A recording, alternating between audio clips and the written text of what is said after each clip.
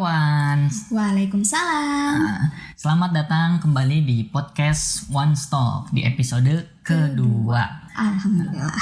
Sekarang kita akan membahas tentang langkah melangkahi nih. Melangkahi apa itu? Iya. Kawan-kawan pernah dengar gak sih? Pasti dong. Khususnya nih orang-orang Sunda nih. Karena aku kan orang Bogor ya kan. Ya. Kalau misalkan kita mendahului kakak kita menikah, itu pamali aslina. Kalau di Bogor mah Pamali. orang-orang Sunda. Oh iya. Pamali. Bahkan gak sedikit orang zaman sekarang itu ke-stuck menikah gara-gara kakaknya belum nikah. Betul banget. Gitu. Kejadian juga nih sama kita. Jadi FYI aja nih. Istri aku ini dia itu anak ke-7 dari 8 saudara. Jadi dia nikah itu dia ngelangkahin 3 kakaknya loh. Dan kakak yang pertama itu belum nikah waktu itu ya, waktu kita nikah. Kakak yang kelima dan yang keenam. Jadi 3 kakak dia langkahin. Iya. Nah, kamu kan ngerasain sendiri nih, ya kan? Kalau aku sih 3 bersaudara dan kakak yang pertama udah nikah, tinggal aku kan. Gimana perasaan kakak-kakak kamu khususnya ya kan, yang kamu dahului sama orang tua gitu loh. Oke. Dan gimana caranya kita nyikapin seperti itu? Jadi karena emang kita nih 8 bersaudara, itu 2 teratas laki-laki dan sisanya ke bawah itu perempuan kan. Jadi aku tuh ngelangkahin 1 kakak laki-laki sama 2 kakak perempuan. Sampai gini, di keluarga pun waktu itu ada salah satu kakakku itu tuh kayak gak terima gitu loh. Awalnya gak terima. Kalau orang tua sih gak mempermasalahkan ya, karena orang tua, alhamdulillahnya orang tua aku bukan orang tua yang ngikutin adat banget gitu loh, gitu. Bisa paham dibilang, gitu ya. ya bisa dibilang paham agama. Jadi kita bukan orang yang ngikutin adat gitu dari dalam kehidupan, pernikahan, segala macamnya. Orang tua nggak mempermasalahkan, tapi ada satu kakak aku yang agak nggak terima waktu aku ngelangkahin gitu. Karena waktu itu tuh dikasih tahu juga setelah. Tapi dia bilang nggak sih ke kamu? Gitu? Enggak. Oh, Jadi enggak. tahu itu setelah udah nikah. Oh. Setelah ada nikah, jadi kakak cerita. Kan kalau di keluarga aku manggil kakak yang laki-laki itu Ahi, manggil kakak yang perempuan itu Uti gitu kan. Iya, jadi Uti mah dulu gak terima tuh waktu Zulfa bilang ngedahuluin mau nikah gitu. Kenapa emang? Ya gimana ya, maksudnya umur kakak aku yang waktu itu tuh udah sekitar umur 25. Ya 25. Dan di situ belum nikah kan, sedangkan aku 21 udah mau nikah gitu. Agak nggak terimanya di situ. Tapi setelah bilang ke kakak aku yang ke-6, adiknya berarti kan, cerita lah, curhat. Terus kira dikasih tahu, akhirnya kakak aku nerima. Karena pandangannya gini, ya udahlah, kalau misalnya emang udah ada jodohnya, kenapa harus ditahan gitu loh. Sampai waktu itu tuh karena aku nikah muda ya, kan aku nikah sekarang pun masih kuliah gitu, masih nggarap skripsi. Itu sampai ada loh yang temen aku ngira aku tuh MBA. Waduh, kok aku baru tahu ya? Ada teman kamu mengatakan kamu MBA gara-gara nikah di usia muda. Betul. Pikiran orang beda-beda lah. Dan kita kan gak bisa ngontrol pikiran orang satu-satu. Iya sih. Dan masih banyak orang juga yang memakai stigma ini nih. Secara tidak langsung, alam bawah sadarnya ini nerima bahwa kakak saya aja belum nikah nih. Ya. Masa saya harus nikah sih? Dan gitu. Dan ada juga yang kayak gini loh kasusnya. Jadi kakaknya itu tuh nerima, tapi orang tuanya yang gak nerima. Ada juga yang kayak gitu. Jadi orang tuanya tuh emang dari keluarganya kayak, ya udah urutin dulu tuh, nikah tuh dari kakak dulu baru ke adek, jangan tiba-tiba adek. Tuh, itu banyak juga sih yang kayak gitu. Tapi pernah gak sih mikir kalau misalnya emang apa salahnya gitu kalau misalnya adek ngedahuluin kakak? Emang akan berimbas apa ke kakaknya nanti gitu kalau misalnya adeknya itu ngelangkahin? Oh, kalau kata zaman dulu ya, orang-orang sering bilang jangan ngelangkahin, nanti kakaknya susah dapat jodoh. Waduh. Ada yang bilang kayak gitu. Banyak mitos-mitos kayak gitulah. Kayak pamali gitu ya. Tapi sebenarnya itu tuh cuman pesimisme aja sih gitu. Karena kalau menurut aku ya, kalau misalnya dilihat, oke, kita kan psikolog banget nih. Waduh. Jadi kayak itu tuh malah jadi bumerang bagi si kakak itu sendiri. Kalau menurut aku gitu. Karena kalau misalnya dia nih udah dilangkahin sama adiknya. Habis itu tiba-tiba dia beranggapan kalau misalnya aduh gue dilangkahin lagi, susah nih dapet jodoh. Itu malah masuk ke alam bawah sadarnya gitu loh. Jadi persepsi sendiri ya. Betul. Jadi bener-bener persepsi sendiri. Gitu. Itu bahaya loh itu. Betul. Dan tapi buktinya setelah kita nikah gitu, beberapa bulan kemudian kakak aku yang nomor 5 itu nikah. Habis itu selang berapa bulan lagi kakak aku yang pertama nikah. Nggak ada masalah sebenarnya. Betul. Nggak ada. Bahkan persepsi-persepsi seperti itu akan masuk ke alam bawah sadar kita. Betul. Dan beneran nggak dapat jodoh. Iya. Anda mau nggak dapat jodoh karena pikiran-pikiran seperti itu. Iya. Jadi di sini kita akan mencoba menjelaskan gimana sih cara menyikapi hal yang seperti itu. Betul. Apalagi orang tua masih Kolot. berpikiran seperti itu. Bahkan kalau di pandangan Islam itu nggak ada tuh peraturan seperti itu. Misalkan nikah itu harus kakak dulu, nggak ada. Jadi ya siapa yang sudah datang jodohnya disegerakan. Betul. Kan emang dalam hadis ada 3 perkara yang harus disegerakan kan. Dan salah satunya adalah menikah. Jadi jangan tunda-tunda menikah kalau misalnya udah mampu secara batin dan lahiriah. Jadi kita juga bukan mengkompor-kompori kawan-kawan Untuk buat menikah muda ya. Betul. Enggak sama sekali. Jadi kalau misalkan mau menikah muda dan sudah siap, ya silahkan. Asalkan kalian itu udah siap khususnya mental. Ya kan? Kalau finansial ya insya Allah itu menyusul lah setelah mental itu siap, benar-benar siap gitu. Ya macam kamu itu kan. Jadi modal nekat. Ya tergantung orang sih. Kalau misalkan aku kan nikah pengen cari ketenangan gitu kan, dengan sekian banyak godaan, ya udahlah aku pengen tenang nih. Tenang dalam artian nggak mau lagi berpikiran tentang cewek ya mending aku udah nikah lah, bismillah. Jadi balik lagi ke tentang melangkahi tadi tuh ya.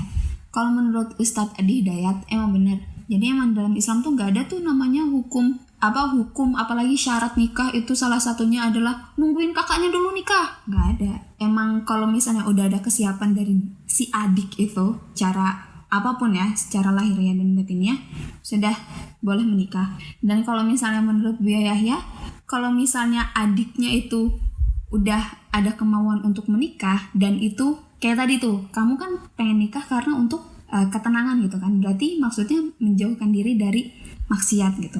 Itu malah hukumnya jadi wajib gitu, karena nanti kalau misalnya ditahan-tahan, takutnya dikhawatirnya kan malah menjerumus. Jadi kawan-kawan, kita juga harus nilai diri sendiri nih. Nilai diri sendiri dalam artian kita udah wajib apa belum menikah gitu loh. Betul.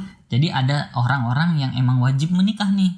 Kayak misalkan dia udah gak bisa mengendalikan syahwatnya, itu udah wajib menikah. Tapi kalau misalkan kawan-kawan udah gak masalah perempuan atau laki-laki, ya it's no problem, kalian single juga. Oke. Single lah. Jadi kalau misalnya balik lagi ke tradisi tentang langkah-melangkah tadi tuh ya, kalau misalnya menurut adat istiadat di beberapa suku gitu, itu tuh masih ada kayak misalnya nih adiknya tuh ngelangkahin kakaknya, jadi tuh itu tuh harus ada pelangkahnya gitu loh. Gimana tuh maksudnya? Iya, jadi kalau menurut orang Minang, adiknya ngelangkahin kakaknya, itu adiknya harus ngebeliin peralatan seluruh dari kepala sampai ujung kaki. Itu harus semuanya dibeliin. Terus ada juga nih suku Jawa apa nggak salah. Jadi dia itu kalau misalnya adiknya ngelangkahin, itu adiknya suruh gigit janur kuning 3 kali. Habis itu kakaknya tuh dipecut pakai janur itu 3 kali gitu. Nggak tahu apa maksudnya. Padahal kan kalau misalnya kita pikir apa sih itu tuh, apa sih maksudnya gitu loh. Ini kawan-kawan kalau misalkan ada yang dari suku-suku yang kita sebutin tadi dan kita salah, mungkin bisa di cross check. Mungkin bisa di cross check. Tapi unik-unik ya ininya. Iya betul. Sebenarnya kalau dalam Islam ada nggak? Nggak ada. Oke. Benar nggak ada. Tapi nggak ada salahnya nih kalau misalnya kita ngasih kado istilahnya gitu. Itu bukan menjadi hal yang wajib. Karena kalau misalnya itu ngeberatin kita gitu loh, ya malah jadi apa-apa kan. Karena di keluarga aku sendiri tuh, setahu aku ya, karena aku kan Lampung Jawa gitu. Jadi kalau misalnya di Lampung itu, kalau misalnya ada adiknya yang ngedahuluin kakaknya, ngelangkahin kakaknya untuk menikah, kakaknya minta apapun itu harus dibeliin. Waduh. Mau minta rumah harus dibeliin. Lah itu kan ngeberatin kan. Nah untungnya ada Islam. Makanya Islam kan sebenarnya meringankan Betul. orang yang mau menikah. Bahkan dulu ingat gak sih cerita Ali bin Abi Thalib yang pengen nikahin Fatimah? Itu kan dulu sampai bener-bener dia tuh gak punya apa-apa, mahar pun gak ada. Akhirnya yang dimaharin apa? Baju besi yang dulu dikasih Rasulullah ke dia. Masya Allah. Tuh. Bahkan aku ingat kisahnya Salman Al Farisi sama Abu Darda kan masalah. Jadi ceritanya Salman Al Farisi ini suka sama salah satu perempuan nih. Akhirnya Salman Al Farisi ini bilang ke sahabatnya yaitu Abu Darda, niatnya pengen ngelamar nih si perempuan ini. Dan sesampainya di rumah, ya kan, di rumah perempuannya, setelah ngobrol-ngobrol dan Abu Darda itu menyampaikan niat si temannya ini, si sahabatnya ini ingin melamar perempuan. Terus sama bapaknya sih, saya sih mau, tapi itu kembali lagi ke anak saya gitu. Pas ditanya si ceweknya ini, ternyata si perempuannya ini suka sama si Abu Darda gitu. Dan Salman Al Farisi gimana? Nyikapinnya itu kayak gimana? Kalau sama anak zaman sekarang, wah parah lo, nikung ya, nusuk dari belakang. Iya. Bahasanya nikung. Nikung di sepertiga malam. Iya. Tapi Masya Allahnya di sini Salman Al Farisi, beliau bilang, Masya Allah, ya udah, ini cincin saya sudah bawa, saya sedekahin buat sahabat saya nih. Ya udah lamar sekarang juga. Akhirnya perempuan itu menikahi Abu Darda. Jadi di sini bukan masalah kita ada adat istiadat ya, tapi gimana caranya kita nyikapin gitu loh. Hati-hati juga nih kawan-kawan, jangan sampai kita bikin hukum sendiri gitu. Suka berpersepsi, waduh saya nggak bakalan makan nih kalau misalkan nggak ini dulu nih, saya nggak bakalan ini nih kalau nggak ini dulu nih. Ya contohnya banyak lah, jangan bikin hukum sendiri. Misalkan diri kita sendiri nih dilangkahin sama kakak kita nih, atau adik kita duluan nih misalkan, gimana sikap kita? Apakah galau ya kan, nulis status ya kan? Kalau dari kamu sendiri gimana kamu nyikapin misalkan Adek aku ngeduluin ya. Jadi kalau misalnya menurut aku sih gitu, karena emang aku nggak terlalu berpegang sama adat istiadat gitu ya, dan aku mengedepankan agama dong pasti. Kalau misalnya aku ada di posisi itu, aku sih ya udah terima aja. Kalau misalnya emang udah ada jodohnya, kenapa harus ditahan gitu? Nanti kan khawatirnya malah terjadi hal yang gak diinginkan gitu. Dan kalau misalnya udah kayak gitu, siapa yang mau disalahin? Ayo, mau nikah nggak boleh gitu. Mau nikah nggak boleh, terus melakukan hal-hal yang tidak diinginkan. Akhirnya kelabasan, siapa yang disalahin? Betul. Gitu. Kalau kamu? Kalau aku sih misalkan ya adik aku ngelangkahin duluan nih nikah, ya nyikapinnya ya udah, dia udah ada jodohnya, ya sama lah kayak kamu lah. Aku juga nggak mau ngelarang gitu, karena aku nggak mau dilarang nih, makanya aku nggak mau ngelarang gitu. Jadi buat kawan-kawan yang udah siap melangkah ke jenjang yang lebih serius, ya kan, bersama pasangannya, yang udah punya pasangan, dan yang mau mencari pasangan, ya, yang sedang mencari pasangan, yang sudah punya pasangan, yang akan mencari pasangan, dan yang baru kepikiran pengen cari pasangan, disiapin mentalnya khususnya ya kan, siap apa enggak, karena kita nikah itu bukan malah menyelesaikan masalah. Jadi masalah itu makin banyak, tapi ada satu yang perlu kita syukuri. Kalau dulu sebelum menikah kita menghadapi masalah itu sendiri, tapi ketika menikah lebih ringan, jadi berdua mikirinnya.